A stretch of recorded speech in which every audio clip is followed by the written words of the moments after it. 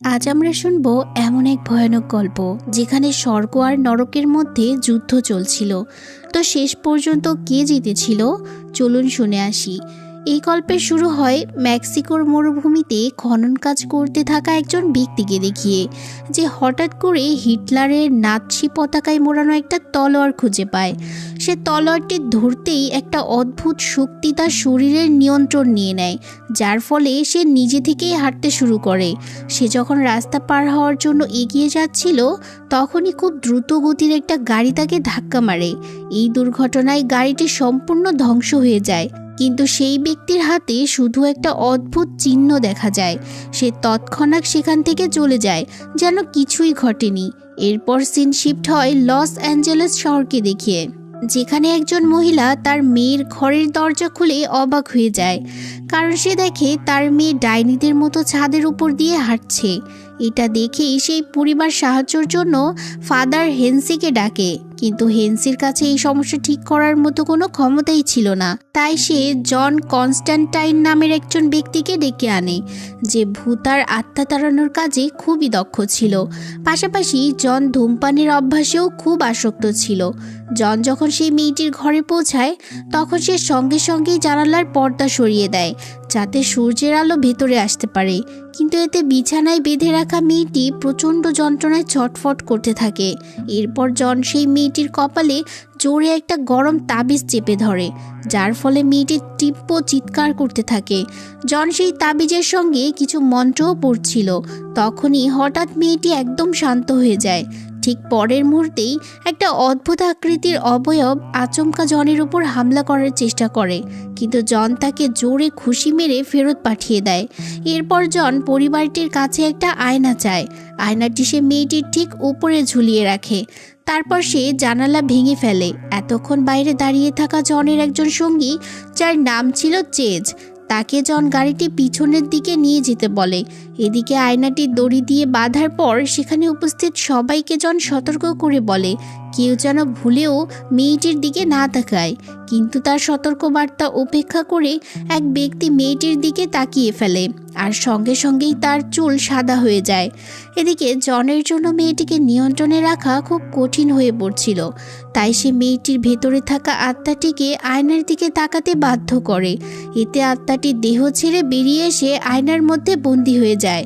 যখন সেই দানব আয়না থেকে বের হওয়ার চেষ্টা করছিল, তখন জন দড়ি টেনে আয়নাটিকে সোজা নিচে দাঁড়িয়ে থাকা গাড়ির উপর ফেলে দেয়। ফলে আয়নাটা হাজার টুকরো হয়ে ভেঙে যায়।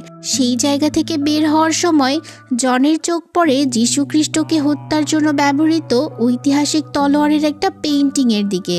কোনো কিছু না ভেবে সে পেইন্টিংটা নিজের কাছে রেখে দেয়। তবে সে বুঝতে পারেনি ফিরে আসার সময় একজন লোক সিঁড়ির উপর থেকে তাকে দেখছিল, যার হাতে একটা টাকার কয়েন ঘুরছিল। এদিকে জন ভাবছিল যে ওই মেয়েটির শরীর থেকে সেই অশুভ আত্মাকে বের করা তার জন্য সত্যিই কতটা কঠিন ছিল। আর তাই তার সন্দেহ হচ্ছিল হয়তো সামনে বড় কোনো অঘটন ঘটতে চলেছে। সেই রাতেই অ্যাঞ্জেলা নামের একজন গোয়েন্দার চোখ একটা হাসপাতালের বিছানায় খোলে। চোখ খুলতেই হঠাৎ সে ইজাবেল নামটি শুনতে পায়। সেই আওয়াজ অনুসরণ করতে করতে সে হাসপাতালের ছাদে পৌঁছে যায়। সেখানে গিয়ে সে নিজের ব্যান্ডেজ খুলে হাসপাতালের ছাদ থেকে নিচে ঝাঁপিয়ে পড়ে। ঠিক সেই মুহূর্তে অ্যাঞ্জেলার ঘুম আবার ভেঙে যায়, আর সে বুঝতে পারে এটা শুধুই একটা ভয়ঙ্কর স্বপ্ন ছিল।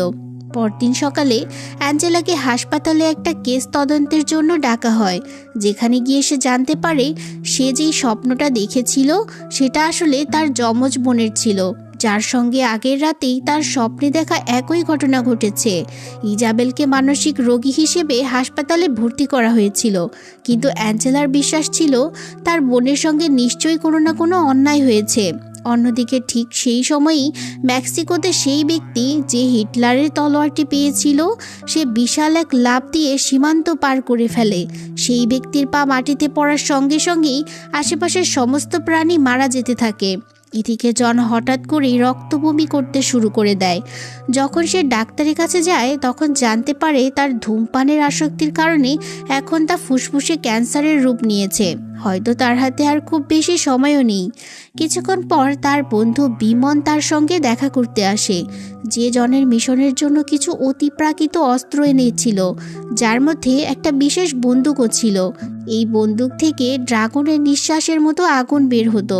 তাদের কথাবার্তার সময় জন বিমনকে সেই পিশাচের কথা জানায়, যে মানুষের ভেতর প্রবেশ করার চেষ্টা করছিল, কিন্তু এটা সম্ভব নয়, কারণ পিশাচ কেবল রূপ বদলাতে পারে, মানুষের দেহ দখল করতে পারে না। তাই বিমন বলে, আমি এটা নিয়ে আরও খোঁজ খবর নিচ্ছি।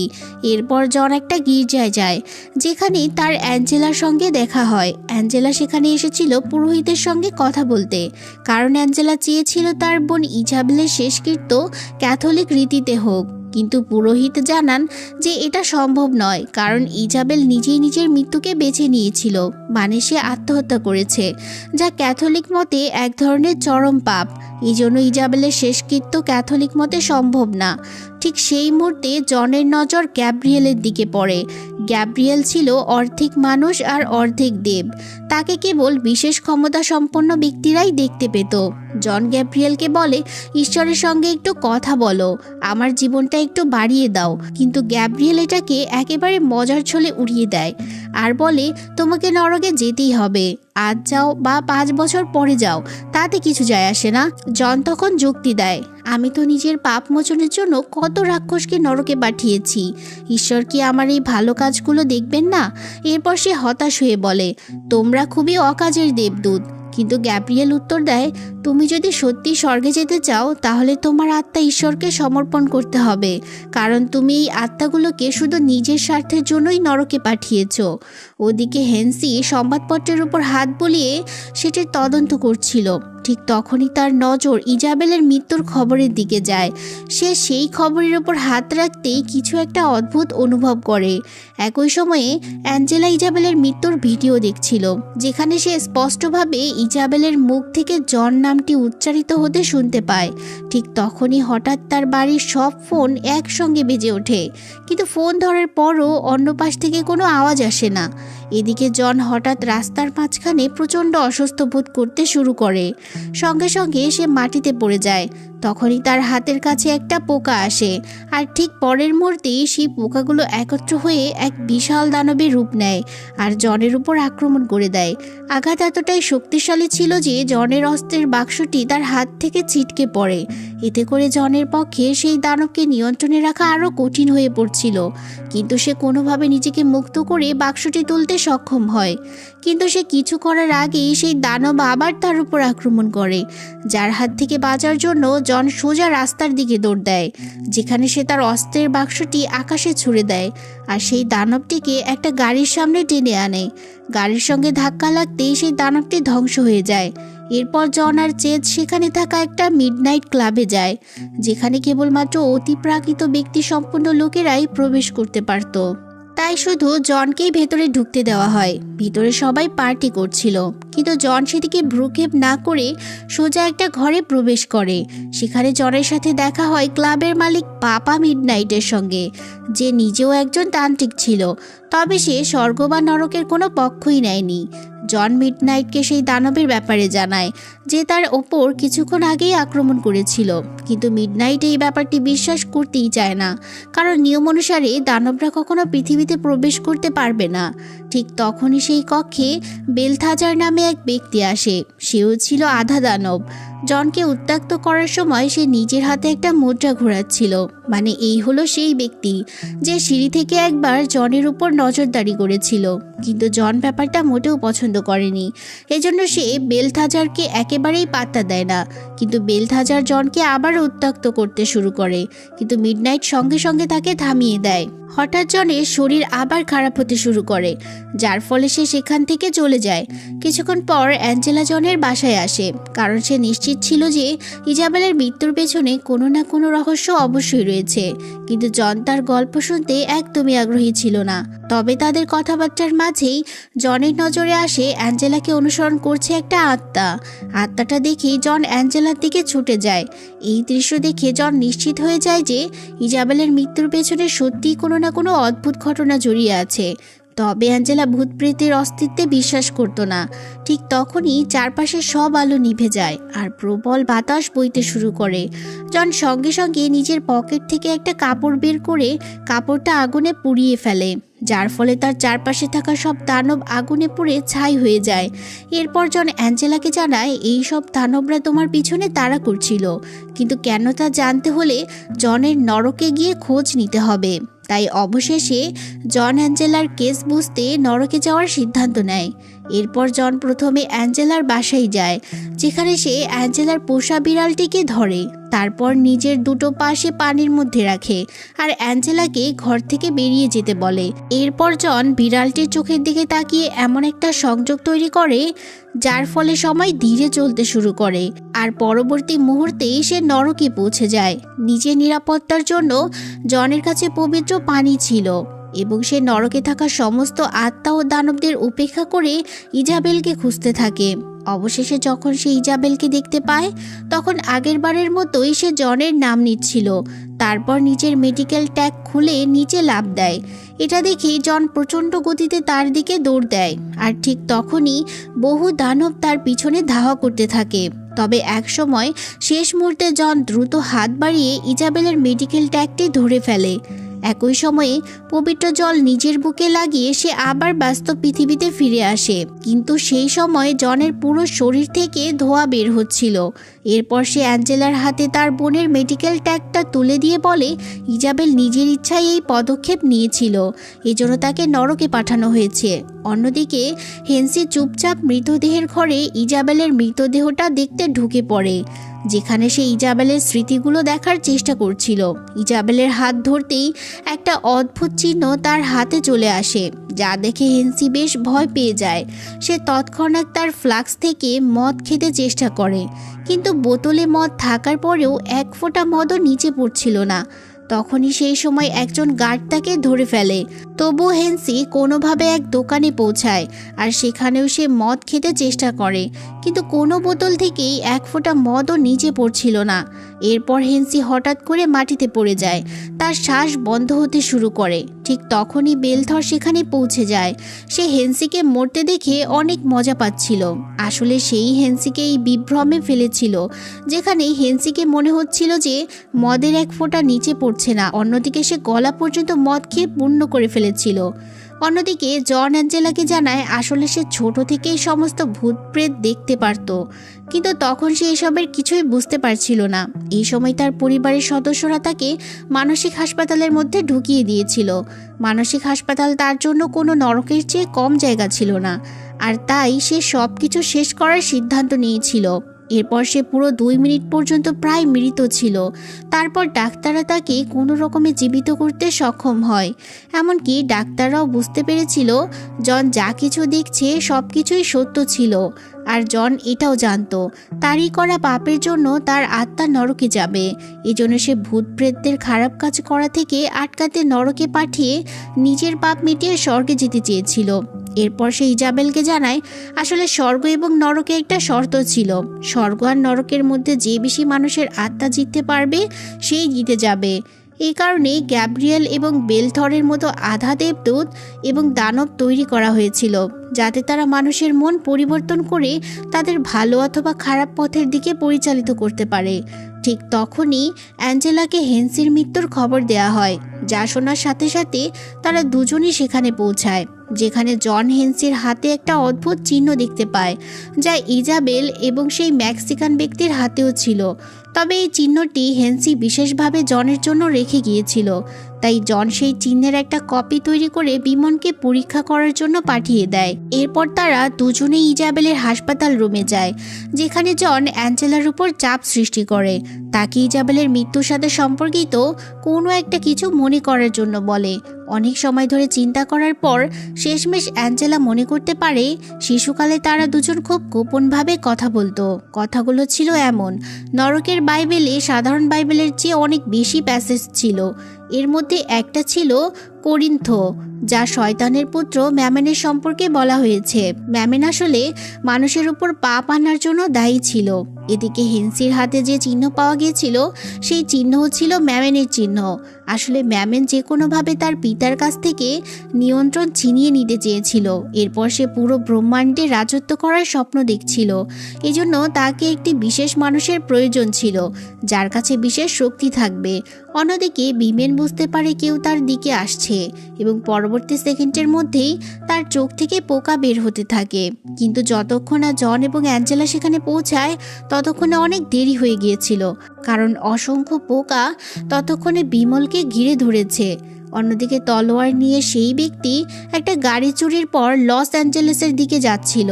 অন্যদিকে অ্যাঞ্জেলা জনকে জানায় আসলে ইজাবেলও জনের মতোই ছোটবেলায় অনেক ভূত প্রেত দেখত, কিন্তু যখন ইজাবেলকে মানসিক হাসপাতালে পাঠানো হয় তখন অ্যাঞ্জেলা ভূত প্রেতদের এড়াতে শুরু করে, যাতে তাকে পাগলখানায় না পাঠানো হয়। কিছুদিন পর সত্যিই তার সবকিছু দেখা বন্ধ হয়ে যায়, তাই সে তার বোনকে একা হাসপাতালে রেখে যেতে পারছিল না।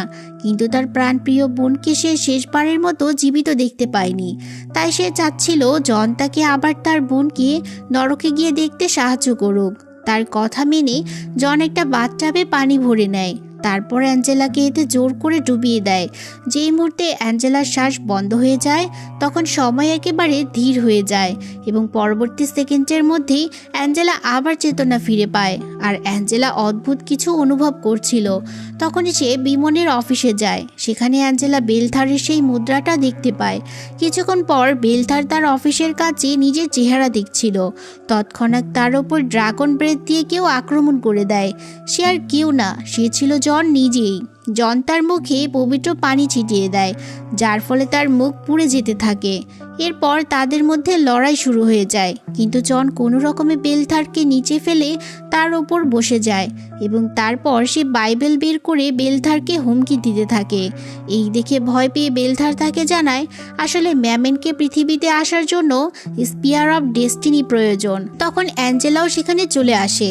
তাকে দেখে বেলথার হাসতে থাকে। সে জানায় তাদের আসল লক্ষ্য ছিল অ্যাঞ্জেলা, যাকে জন নিজেই ঈশ্বরের কাছ থেকে ড্রাগনের শ্বাস সহ একটা গুলি ছুঁড়েছিল। বাইরে বের হওয়ার সময় অ্যাঞ্জেলা বুঝতে পারে ইজাবেল আসলে পৃথিবীকে বাঁচানোর জন্য নিজের জীবন উৎসর্গ করেছিল, যাতে রাক্ষসরা তাকে ব্যবহার করে ম্যামেনকে ডেকে না আনতে পারে। তাছাড়া তার মৃত্যুর পর এরা অ্যাঞ্জেলাকে ব্যবহার করে ম্যামেনকে পৃথিবীতে আনতে চাইছিল। ঠিক তখনই তার মধ্যে কিছু অদ্ভুত অনুভব হয় এবং হঠাৎ করে কিছু একটা তাকে অসংখ্য দেয়াল ভেঙে দূরে ঠেলে নিয়ে যেতে থাকে। জন তার পিছন পিছন যাওয়ার চেষ্টা করে, কিন্তু ততক্ষণে অ্যাঞ্জেলা আকাশে অনেক দূরে চলে গিয়েছিল। তাই জন দ্রুত ক্লাবে গিয়ে একটা চেয়ার দাবি করে, কিন্তু মিডনাইট তাকে থামানোর জন্য জাদু ব্যবহার করে। এরপর জন যন্ত্রণায় চিৎকার করে মিডনাইটকে জানায় এখন আর কেউ নিয়ম মেনে চলছে না। এই কথা শুনে মিডনাইট তাকে সাহায্য করতে রাজি হয়ে যায়। এরপর তারা একটা আর্টফেক্ট স্টোরে যায়, যেখানে তারা মৃত্যুদণ্ডে ব্যবহৃত চেয়ারে বসে। জন তার পা ভিজিয়ে রেখেছিল। তারপর মিডনাইট তাকে একটা বৈদ্যুতিক শক দেয়। এই শকটি পাওয়ার পর জন সব কিছু দেখতে পায়, যেমন সে দেখে কিভাবে সেই ব্যক্তি স্পিয়ার অফ ডেস্টিনি নিয়ে হাসপাতালের দিকে যাচ্ছিল, যেখানে অনেক মানুষ আর রাক্ষসরা আগে থেকেই একত্রিত হয়েছিল। হাসপাতালের মধ্যে একটা রাক্ষস জনের উপর আক্রমণ করার চেষ্টা করলেও ততক্ষণে মিডনাইট তার জাদু দিয়ে তাকে সরিয়ে দেয়। এরপর চেস কিছু বিশেষ গুলি তৈরি করে নেয়। তারপর সে জনকে তার অসাধারণ পরিকল্পনা দিয়ে অবাক করে দেয়। অন্যদিকে অ্যাঞ্জেলাকে হাসপাতালের পুলে ফেলে দেওয়া হয়েছিল। সেখানে তার মুখোমুখি হয়েছিল সেই মেক্সিকান ব্যক্তি। অ্যাঞ্জেলা তৎক্ষণাৎ তার উপর গুলি চালাতে শুরু করে, কিন্তু গুলির কোনো প্রভাবই লোকটির উপর পড়ছিল না, বরং সেই ব্যক্তি অ্যাঞ্জেলাকে পুলে ডুবাতে শুরু করে। ততক্ষণে জন আর চেসও হাসপাতালে পৌঁছে গিয়েছিল। চেস ততক্ষণে পানি ভর্তি ট্যাঙ্কে পবিত্র সেই পানি আর ক্রুসের চিহ্ন রেখে দেয়। এরপর জন সেই কক্ষে গিয়েছিল যেখানে সমস্ত রাক্ষসরা একসাথে ছিল। জন ফায়ার অ্যালার্মের কাছে আগুন লাগিয়ে তা অ্যাক্টিভেট করে দেয়, যার ফলে সমস্ত রাক্ষসের ওপর পবিত্র পানি পড়তে শুরু করে আর তারা দুর্বল হয়ে যায়। এই সুযোগ নিয়ে জন তাদের উপর গুলি চালিয়ে দেয়, কিন্তু কিছুক্ষণের মধ্যেই তার গুলি শেষ হয়ে যায়। চেস তাকে সাহায্য করতে এগিয়ে আসে। এরপর তারা অ্যাঞ্জেলাকে খুঁজতে থাকে। ঠিক তখনই সেই মেক্সিকান ব্যক্তি অ্যাঞ্জেলাকে পানিতে ডুবিয়ে দিচ্ছিল। যখনই অ্যাঞ্জেলা নরকে পৌঁছায় তার দেখা হয় শয়তানের পুত্র ম্যামেনের সঙ্গে। সে অ্যাঞ্জেলাকে কাছে ডাকছিল। অন্যদিকে যখন জন এবং চেস পুলের কাছে পৌঁছায়, তারা সেখানে সেই মেক্সিকান ব্যক্তির লাশ দেখতে পায়। তারপর জনের চোখ পড়ে অ্যাঞ্জেলার উপর। অ্যাঞ্জেলা তখন পুরোপুরি অন্য কারো অধীনে ছিল, অর্থাৎ ম্যামেনের অধীনে। কিন্তু এই সব কিছুর পরও জন তাকে মারতে চাচ্ছিল না। এখন জন অ্যাঞ্জেলাকে ঠিক করার জন্য মন্ত্র পড়তে শুরু করে, কিন্তু অ্যাঞ্জেলাই সেই মুহূর্তে তাকেও পানিতে ডুবানোর চেষ্টা করছিল। কিন্তু ঠিক সেই সময়ের মধ্যে চেস মাঝখানে এসে যায়। এরপর জন এবং চেস অ্যাঞ্জেলাকে পুল থেকে তুলে মাটিতে শুইয়ে দেয়। জনের মন্ত্র ধীরে ধীরে কাজ করছিল, কিন্তু ম্যামেন এখন অ্যাঞ্জেলার পেট থেকে বের হয়ে পৃথিবীতে আসার চেষ্টা করে। এরপর জন এবং চেস একসাথে মন্ত্র পড়া শুরু করে।